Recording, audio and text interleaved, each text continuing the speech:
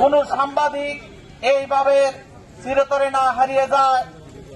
আমরা আরো দাবি করছি যে আসামিগুলো আছে তাদের সর্বোচ্চ শাস্তি দ্রুত কার্যকর করার জন্য। তার দুটি ছোট ছোট ছেলে মেয়ে হয়েছে, তাদের দেখভাল ভরণ পোষণের দায়িত্ব এই সরকারকে নিতে হবে। এইটা আমাদের সাংবাদিক মহল থেকে দাবি। সাংবাদিক তুহিন হত্যার প্রতিবাদে রাজীবপুরে মানববন্ধন ও বিক্ষোভ। জিয়াউর রহমান জিয়ার পাঠানো তথ্য ও ভিডিও চিত্রে বিস্তারিত। গাজীপুরে পেশাগত দায়িত্ব পালনকালে সাংবাদিক আসাদুজ্জামান তুহিনকে নৃশংসভাবে হত্যার প্রতিবাদে মানববন্ধন ও বিক্ষোভ করেছে কুড়িগ্রামের রাজীবপুর উপজেলার সাংবাদিক বিন্দু।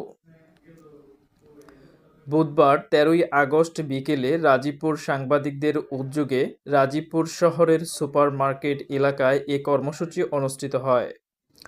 বক্তারা বলেন, সাংবাদিক তুহিন গাজীপুরে স্থানীয় সন্ত্রাসীদের হাতে খুন হয়েছেন, যা দেশের গণমাধ্যমের জন্য এক গভীর শোকের ঘটনা।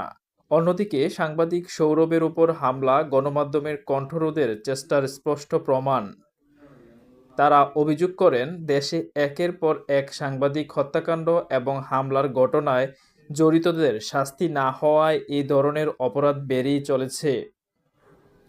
বক্তারা জোর দিয়ে বলেন, সাংবাদিকদের নিরাপত্তা নিশ্চিত না করলে সঠিক সংবাদ প্রকাশের পরিবেশ নষ্ট হবে, যা গণতন্ত্র ও সুশাসনের জন্য মারাত্মক হুমকি।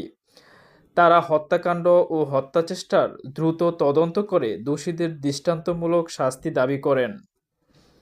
প্রেস ক্লাবের সভাপতি আতাউর রহমান, মানবকণ্ঠের রাজীবপুর প্রতিনিধি শহীদুল ইসলাম সজল, রাজীবপুর প্রেস ক্লাবের সাধারণ সম্পাদক ও দেশ বার্তা নিউজের সাংবাদিক জিয়াউর রহমান জিয়া, রাজীবপুর প্রেস ক্লাবের যুগ্ম সম্পাদক, সমাচার রাজীবপুরের প্রতিনিধি মোহাম্মদ রফিক, এসসিটিভির প্রতিনিধি মোহাম্মদ রফিকুল ইসলাম, কালের কণ্ঠের প্রতিনিধি সুহেল রানা, দৈনিক যায় যায় দিনের প্রতিনিধি মোহাম্মদ নুরুল আমিন, আমার কথার প্রতিনিধি, আমাদের সময় প্রতিনিধি মোহাম্মদ রাকিব হাসান, যুগ্ম সাধারণ সম্পাদক মতিউর রহমান, বিএসসি ও অর্থ সম্পাদক মুখলিসুর রহমান, আরিফ মাহমুদ, সদস্য মইনুল ও আলমগীর।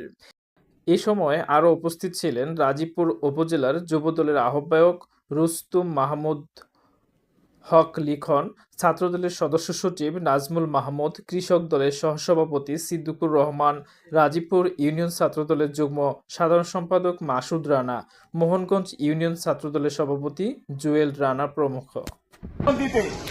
আসলে কি কোন সরকার বা কোন রাজনৈতিক বিন্দু ব্যক্তিত্ব অথবা কোন প্রশাসনের এখানে হাত আছে কিনা, হয়তোবা কোন প্রশাসনে বড় ধরনের প্রশাসনের হাত আছে, সেই জন্য বারবার আমাদেরকে আমাদের সাগরণীয় হত্যা বিচারকে পিছিয়ে দেওয়া হচ্ছে।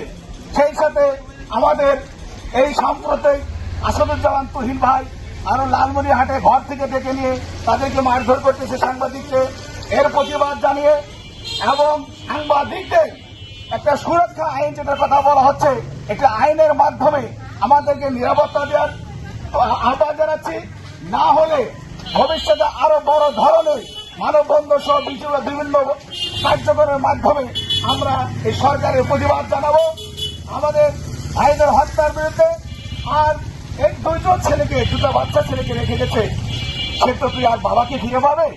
আজ নয়তো সরকার বা অন্য কেউ কোনো দানবর ব্যক্তি তাদের দায়িত্ব নিল, কিন্তু তারা কি তার বাবাকে ফিরে পাবে?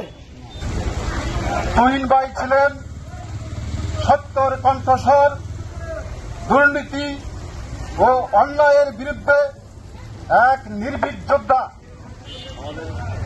অথচ সেই দুর্বৃত্তরা তার কলমকে চিরতরে থামিয়ে দিয়েছে।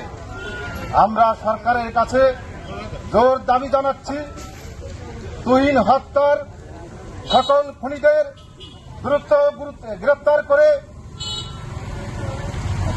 ফাঁসির সর্বোচ্চ শাস্তি প্রদান করতে হবে।